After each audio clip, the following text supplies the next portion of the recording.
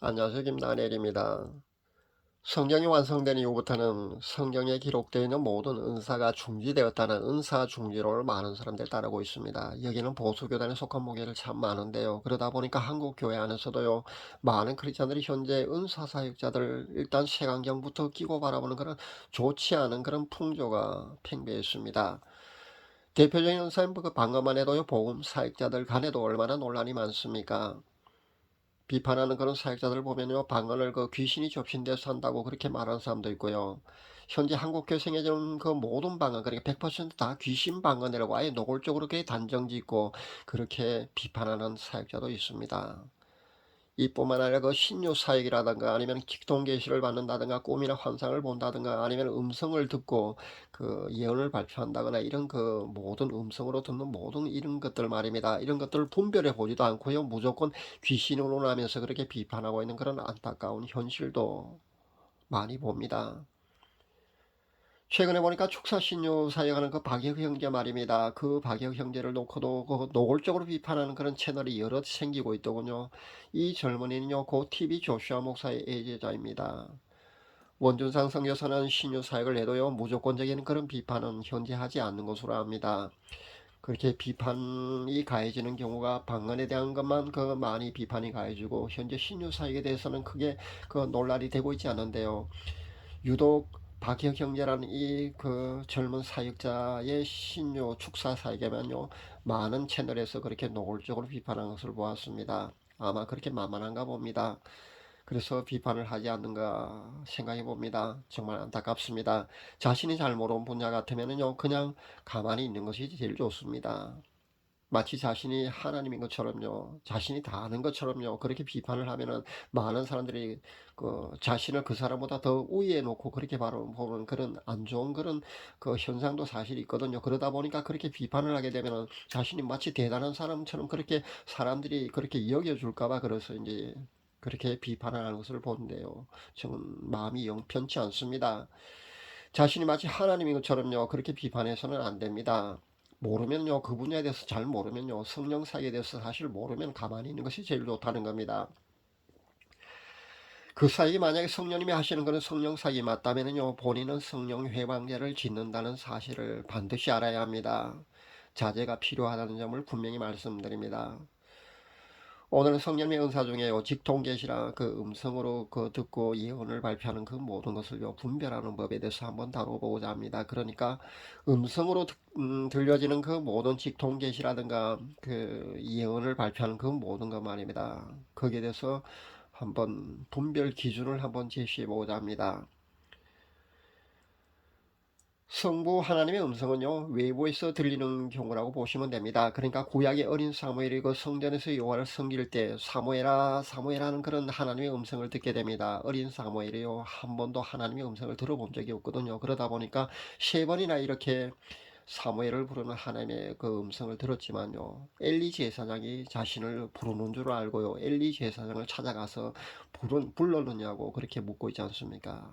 세 번의 이런 과정을 거치고 나서 엘리 제사장이 앞으로 다시 그런 음성이 들리거든요. 여호와여 말씀하시옵소서, 주의 종이 듣겠나이다, 그렇게 대답하라고 시켜옵니다. 이 장면이 바로 사무엘상 3장에 나오는 말씀입니다. 이렇게 사무엘이요, 어린 사무엘이 성부 하나님의 음성을 이렇게 듣는 장면이 바로 구약에 기록되어 있습니다. 신약에 보면은요, 예수님이 그 세례 요한에게 세례를 받으시고 물에서 올라오실 때 말입니다, 하늘이 열리고 성령이 비둘기 같이 그렇게 임하는 그런 장면이 나온대요. 그때 하늘로부터 소리가 있었습니다. 이는 내 사랑하는 아들이요, 내 기뻐하는 자라. 이 장면이 바로 마태복음 3장 13절에서 17절에 기록되어 있습니다. 성경에 기록된 이런 말씀의 사례뿐만 아니고요, 그 현 시대에도 개인에게 이렇게 그 음성이 들렸다는 그런 간증을 제가 여러 들었는데요. 이렇게 그 크고 우렁찬 목소리로 이렇게 들려노라는 그런 그 감정을 제가 많이 들어보았습니다. 이렇게 성부 하나님의 음성은요, 이렇게 외부에서 들린다는 것을 우리가 알아야 될 줄 압니다. 그리고 성자 예수님의 음성도요, 외부에서 들린다는 겁니다. 사도행전 9장 1절에서 9절에 보면은요, 사도 바울이 예수님을 그 다메섹 도상에서 만나서 그렇게 개종하는 장면이 나옵니다. 그때도 그 예수님의 음성이 들려집니다. 그러니까 사도 바울이 그 당시 사울이었지 않습니까? 개종 전에는 사울이었습니다. 그 사울의 이름으로요 초대교 신 성도들을 그렇게 잡아 죽이는 일에 열중하고 있었습니다. 그 사울에게 예수님이 나타나셨습니다. 사울아 사울아 어찌하여 네가 나를 핍박하느냐. 그때 사울이 주여 뉘시오니까 그렇게 묻고 있습니다. 그때 나는 네가 핍박하는 예수라라는 그런 예수님의 음성이 사울에게 들렸습니다. 이 음성을 듣고 사울이 개종을 하게 됩니다. 그리고 이름을 바울로 바꾸고 그렇게 예수를 위해서 평생 선교하는 그 사명을 감당했습니다. 여러분이 잘 아는 그 예언사학자 유명한 사도선다 셀바라제라는 예언사학자 말입니다. 이 사람이 주로 대언도 합니다. 주로 대언을 하는 것으로 압니다. 그런데 이 사람이 직접 예수님의 방문을 받고요. 그분에게 직접 어떤 메시지를 전해 들었노라면서 그렇게 발표하는 경우도 여러 번 제가 보았습니다. 또 우리나라에서 보면요 히읗 채널에서 그 운영자 말입니다. 그 여사역자가 하나님이 화가 나셔서 그렇게 말씀하실 때 화난 콧김까지 자신이 느꼈노라는 그런 고백을 하면서 메시지를 내놓은 것을 보았는데요. 이 사람의 직통 계시가 하나님으로부터 오는 것인지 아니면 그 가장한 악한 영으로부터 주어지는 것인지 제가 지금부터 제시하는 몇 가지 기준법을 분별법을 가지고요 여러분이 그 분별해 볼 수 있기를 바랍니다. 그 기준에 여러분이 대입시켜 보면요 어느 정도 분별이 가능할 줄 압니다. 그래서 제가 직접적인 판단을 하지 않고요 여러분에게 여러분도 분별할 수 있는 그런 기준을 제시하고자 합니다. 이번에 성령 하나님의 음성은요 성부 하나님과 성자 예수님의 음성이 외부에서 들리는 것과는 다르게요 내부에서 들린다는 겁니다. 왜 내부에서 들리느냐 하면은요 지금 성령님은요 성도님들 안에 내주에 계시기 때문에 그렇게 내부에서 들린다는 겁니다. 물론 당연한 말씀입니다. 문제는요 이 성령님의 음성을 들었다고 하는 그 사례에서 가장 많은 무리가 있어 왔다는 겁니다. 그래서 현재 논란도 많은 것이 사실이고요. 현재 유튜브 복음 시장에도 실제 여러분이 보시면요 직접 그 음성을 들었다는 그런 직통 계시자들 그런 계시자들 여러 메시지가 사실 여러 개가 사실 나오고 있거든요. 그런 채널이 여러 개 있습니다. 근데 과연 그 많은 직통 계시나 그 음성이 말입니다. 과연 성령님으로부터 오는 것인지 아닌지에 대한 문제가 오늘 메시지의 주된 관심사입니다. 그래서 이 문제를 우리가 소홀히 해서도 안 되고요 무관심해서도 안 됩니다. 그리고 성령님으로부터 오는 메시지인지 아닌지요 우리가 분별을 반드시 해야 된다는 겁니다. 성령님으로부터 오는 메시지 우리가 그것을 무조건 수용해서는 절대 안 됩니다. 왜냐하면요 분명히 성령님을 가장한 메시지 악한 영으로부터 오는 메시지도 분명히 있다는 점을 밝힙니다. 그래서 제가 몇 가지 기준을 여러분에게 제시하고자 합니다. 첫 번째는 내용이 애매모호하거든요. 의심해 보라는 겁니다. 모호한 메시지를 발표하거든요. 여러분이 의심을 하셔야 된다는 겁니다. 마치 미술의 장르인 추상화가 나오지 않습니까? 그 추상화처럼요. 이것이 저것인지 듣는 사람이 그러니까 판단에 따라요 달라질 수도 있는 애매모호한 그런 메시지를 내놓거든요. 여러분이 일단 의심부터 해볼 수 있기를 바랍니다. 그것이 성령님의 음성이라고 아멘아멘 하고 무조건적으로 수용해서는 절대 안 됩니다. 그러니까 예를 든다면요 앞으로 이 땅에 어려움이 닥친다. 그러니까 우리가 기도를 많이 해야 된다. 이런 식의 메시지 말입니다. 현재 유튜브 시장에 보면 이런 직통 게시를 내놓고 있는 사람들이 상당히 많이 있는 것으로 압니다. 천안의 모건사도 있고요. 히읗 채널도 있고 예수님 메시지를 하면서 번호를 붙여가면서요. 1, 2, 3, 4 이런 식으로 번호를 붙여가면서 아예 내놓는 그런 채널도 여러 대 있는 걸로 압니다. 제가 예전에 카카오 스토리 말입니다. 카스를 할 때요.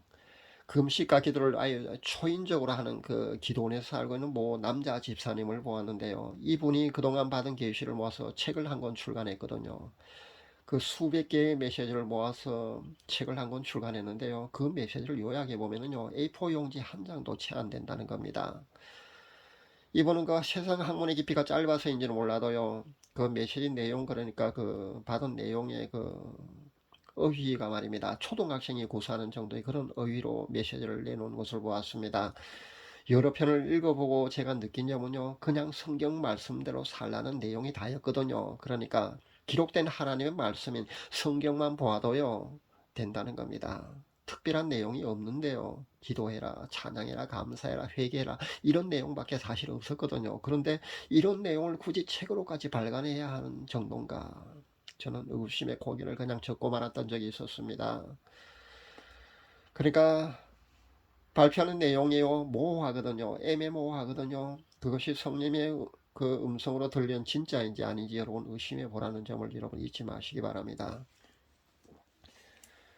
두 번째는요, 그 내용이 그 성경의 가르침과 어긋나게 되면은요, 어긋나거든 아니라고 보셔야 된다는 겁니다.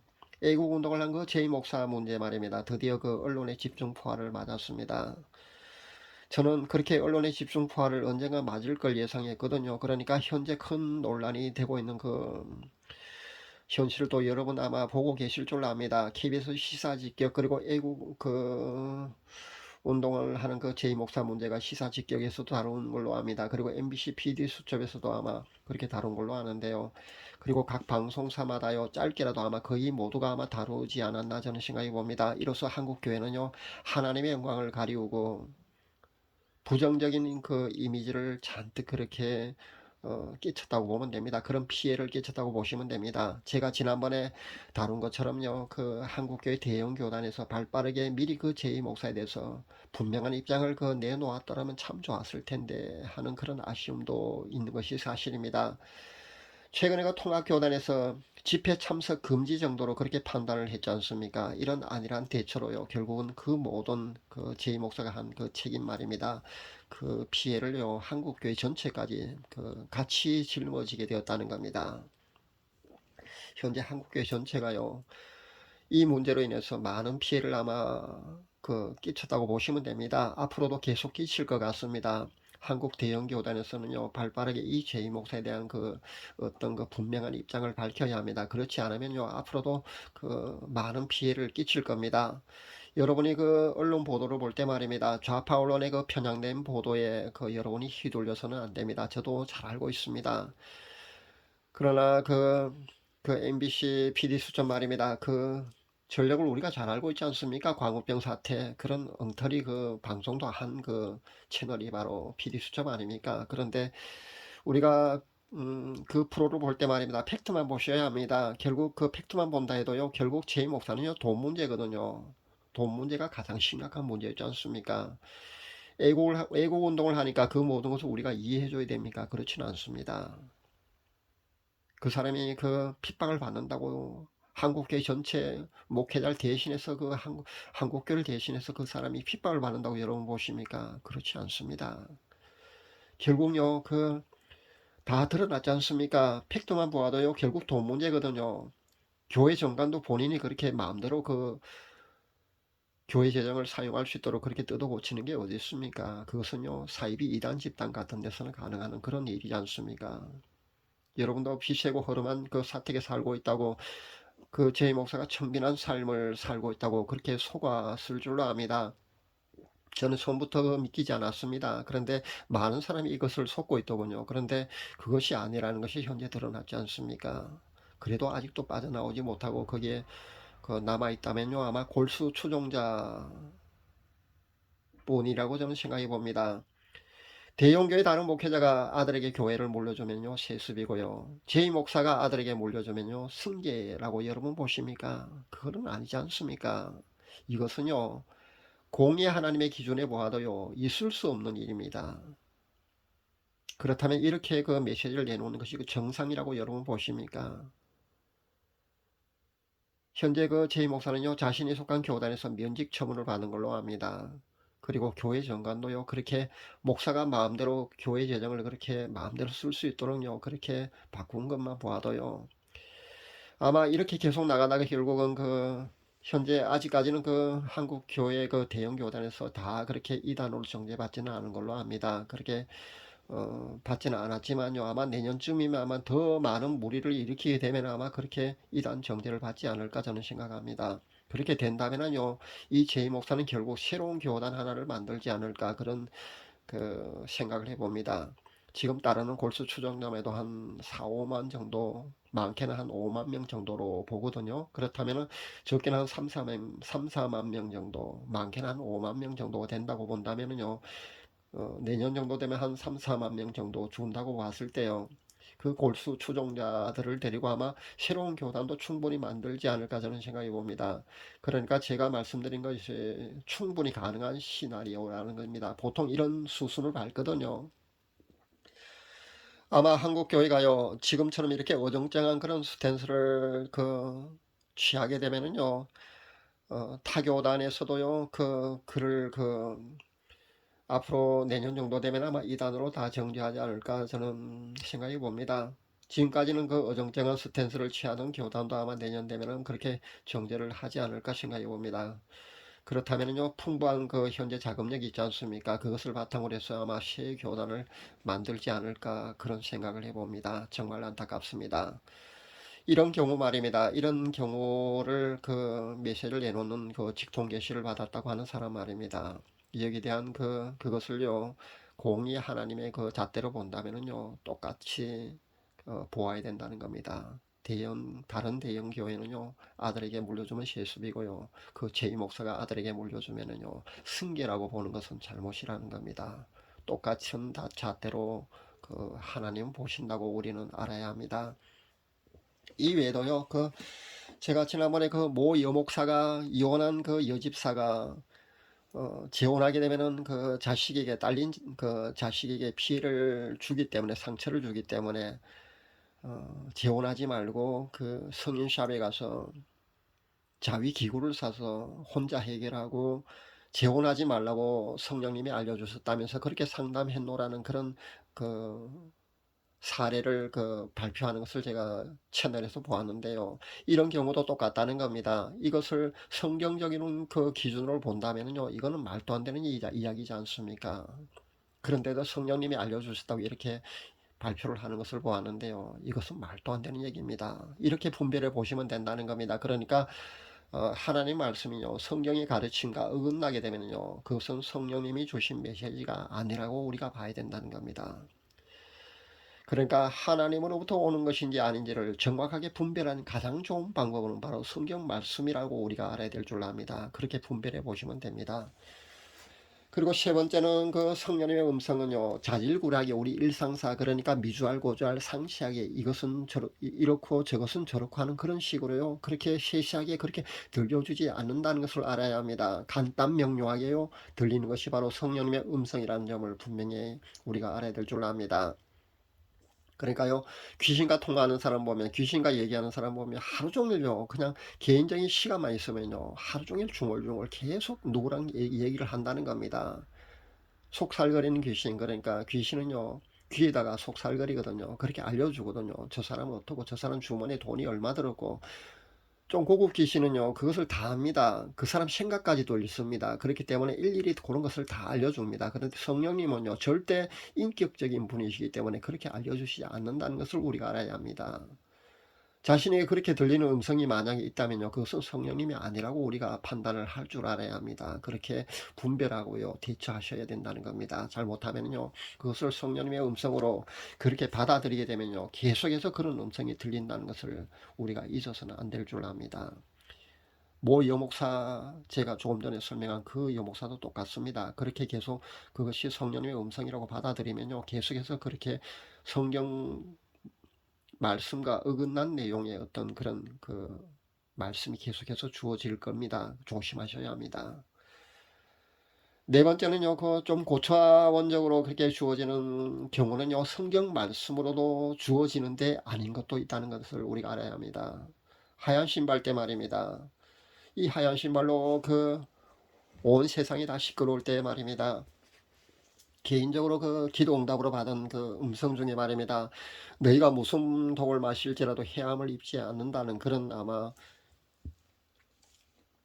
말씀으로, 성경 말씀으로 응답을 받은 사람도 아마 여럿 있는 걸로 압니다. 그래서 하얀 신발을 본인은 그렇게 받았으니까 안심하고 그렇게 맞은 사람도 있다고 제가 들었는데요. 이거 주의하셔야 합니다. 그러니까 세상적인 어떤 기준, 그러니까 상식이나 어떤 그런 선악의 기준, 그것으로 봐도요, 너무나 아닌데도 불구하고 의학적인 어떤 과학적인 상식에 그런 기준에도 너무나 어긋나게 이렇게 주어지는 것은요, 아니라고 우리가 봐야 된다는 겁니다.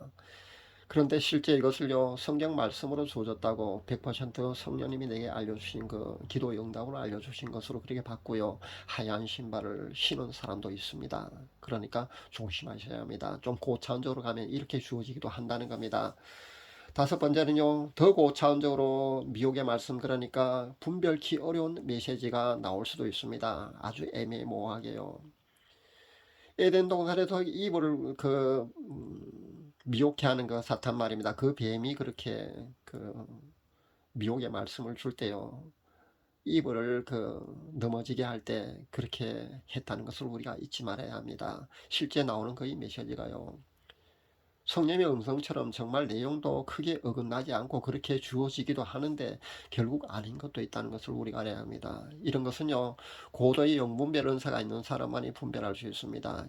영성이 뛰어난 어떤 영분별 은사자가 아니면 이것은 분별하기 어렵다고 우리가 봐야 합니다. 아니면 이런 사람의 경우는요, 그 사람의 열매로 분별해야 된다는 겁니다. 그러니까 열매로 분별하는 것이 가장 확실한 방법이긴 하지만요, 이것은 시간이 필요로 합니다. 시간이 상당히 흐른 뒤에야 그렇게 드러난다는 겁니다. 이것으로 그렇게 열매로 분별할 때쯤 되면은요, 많은 무리와 피해가 양산된 뒤라는 것을 우리가 알아야 합니다. 현재 제이 목사 같은 경우도 이 열매가 많이 드러났지 않습니까? 그런데도 아직도 그곳에 남아 있다는 것은요, 가스라이팅 되어서요, 분별력이 없어져서 그렇지 않는가 생각합니다. 현재도 10여 개 이상의 채널에서요, 제이 목사를 추앙하고 있지 않습니까? 그래서 노골적으로 그 사람을 띄워주는 그런 방송을 많이 하다 보니까요, 그런 채널에 들어가서 그 방송을 듣게 되면요, 또 그렇게 가스라이팅 된다는 겁니다. 그래서 그를 추앙하는 그런 직통 계시자 여럿이 있는 것으로 아는데요, 조심하시라는 겁니다. 현재 제 목사 같은 경우는요, 열매가 많이 드러났습니다. 이쯤 되면 여러분이 꼭 분별할 수 있으리라고 저는 생각해 봅니다. 제 구독자분들 가운데는요, 많이 분별이 되고 그렇게 빠져나왔으리라고 저는 생각해 봅니다. 그래서 더 이상 여기에 대해서는 말씀드리지 않겠습니다. 결국 열매로 고차원적인 어떤 미혹의 말씀, 성령님의 음성이라고 주어지는 그런 말씀은 결국 그렇게 열매로 분별할 수밖에 없다는 것을 다시 한번 말씀드립니다. 오늘 제가 말씀드린 이 정도만으로도 아마 여러분이 성령의 음성이라고 주어지는 모든 계시나 직통 계시 말입니다. 그리고 모든 메시지에 대한 여러분이 분별하는데 충분히 도움이 되었다고 저는 생각해 봅니다. 여러분도 쉽게 그렇게 분별할 수 있다고 저는 판단해 봅니다. 앞으로 여러분 성령의 음성이라고 주어지는 모든 직통 계시라든가 모든 그런 내용 말입니다. 그 모든 것을 잘 분별해서요, 그렇게 미혹에 빠지지 말고 신앙의 경주에서 끝까지 완주하셔서 구원에 꼭 이룰 수 있기를 저는 간절히 바라며 그렇게 기도합니다. 감사합니다.